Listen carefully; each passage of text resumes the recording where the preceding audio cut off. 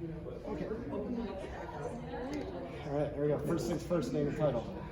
Keith Hilts, Superintendent of the Wausau School District. All right, so Keith, first off, just give us the overview of what was going on here tonight. Why was it important?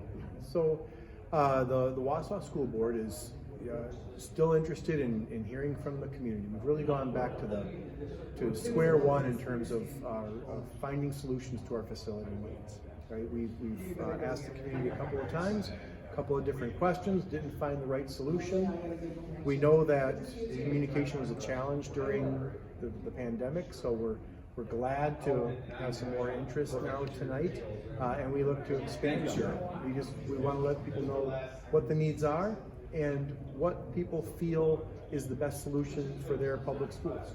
So then, there are a few solutions that you presented tonight. None of them are set in stone, obviously, but to just kind of give us an idea of what you are looking at right now as far as facilities. Well, every school has some needs, right? And that's what we try to share with people tonight. And so I haven't had an opportunity to read their feedback, but we will take the feedback that we got tonight in writing, right? Scan that, share it with the board. And then that will inform our next session, which is November 8th. It's right before a board meeting. And we'll see if that needs to be another listening session, or maybe we get some more direction from the community and we start answering some of those questions, right? And start forming the next proposal, if there is one, for April.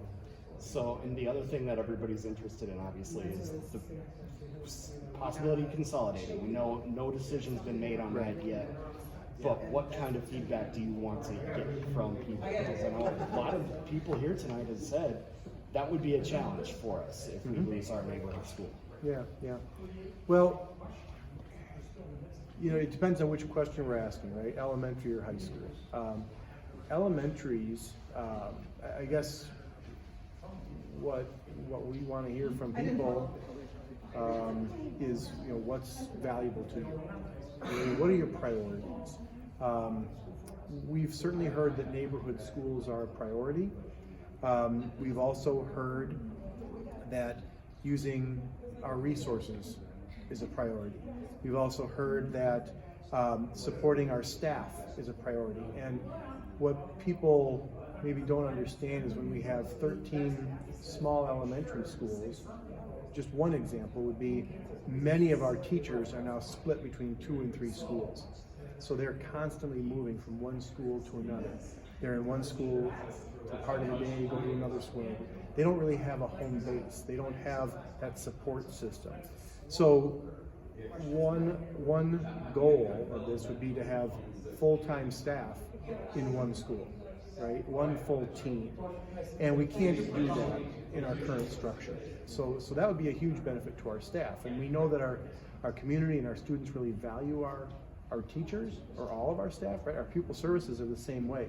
Many of them are split between multiple schools.